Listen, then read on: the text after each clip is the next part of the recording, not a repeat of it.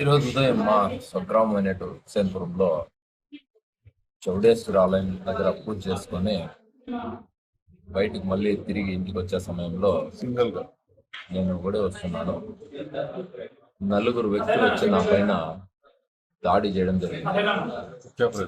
ముఖ్యంగా నేను ఒకడే ఉన్న సమయాన్ని చూసుకొని వాళ్ళు నలుగురు వచ్చి నా పైన ఏకదాటిగా వచ్చి హత్య చేయాలనే ఉద్దేశంతోనే నా పైన దాడి చేసినారు. ఈరోజు ముఖ్యంగా ఏమంటే, చాలా రోజుల నుంచి నేను పోలీసు వాళ్ళకి ఇన్ఫార్మ్ చేస్తూనే ఉన్నాను, పరిస్థితులు బాగాలేవు సార్ గ్రామంలో, వికెటింగ్ పెట్టండి. ఎప్పుడూను మా గ్రామంలో అనుకోకుండా ఎన్నికల రోజు కూడా నా పైన దాడి జరిగింది. ఆ రోజు కూడా అదృష్టవశాత్తు నేను తప్పించుకోవడం జరిగింది అనే విషయాన్ని జిల్లా పోలీస్ కార్యాలయం వరకు నేను తీసుకెళ్ళడం జరిగింది. తదనంతరం దాదాపు ఎన్నికల ఫలితాలు వచ్చిన తర్వాత ఒక 2 నెలల కాలము మమ్మల్ని ఎవరిని గ్రామంలో కూడా రానివ్వలే.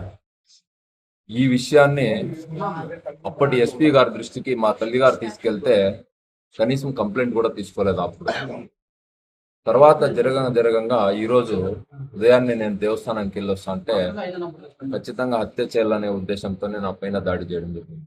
ఎవరు దాడి చేసినారు? బాబురెడ్డి, వాళ్ళ చిన్నాయనటువంటి నర్సిరెడ్డి, శివప్ప అనే ముగ్గురు వచ్చి నా పైన దాడి చేసినారు. ముఖ్యంగా మా గ్రామం నుంచి ఒక 100 మీటర్ల దూరంలో ఎవరూ రాకుండా ఉండాలని అనే ఉద్దేశంతోనే కాపు కాచి ఉదయాన్నే నేను దేవస్థానంకి వెళ్ళేదాన్ని. నేను రోజు ఊర్లో ఉంటే దేవస్థానానికి వెళ్తాను. దాన్ని గమనించినట్టు వాళ్ళు అక్కడికి రాకుండా, ఎవరూ రాకుండా, అడ్డుకొనే కూడా రాకుండా ఉండే అట్లా స్థలాన్ని చూసుకొని నా పైన దాడి చేయడం జరిగింది.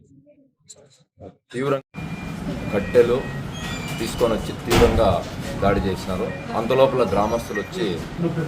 గ్రామస్తులు కూడా కొంతమంది స్త్రీలు వస్తే ఫస్ట్ పక్కనే పనిచేసుకుంటూ వస్తే వాళ్ళపైన కూడా దాడి చేయడం జరిగింది.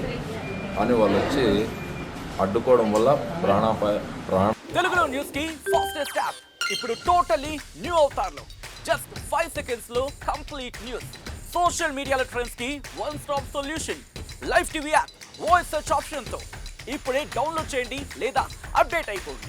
యాప్ లింక్ డిస్క్రిప్షన్ లో ఉంది.